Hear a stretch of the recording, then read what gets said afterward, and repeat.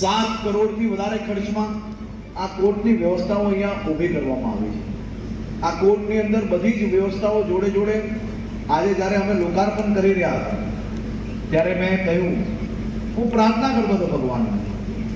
દરેક લોકાર્પણમાં અમારી તો પરિસ્થિતિ એવી હોય છે કે કોઈક લોકાર્પણમાં જઈએ તો એમ કહેવું પડે, ભગવાનને એવી પ્રાર્થના કરવી પડે કે આનો ધંધો વધુમાં વધુ ચાલે, અહીંયા વધુમાં વધુ લોકો લાભ લે।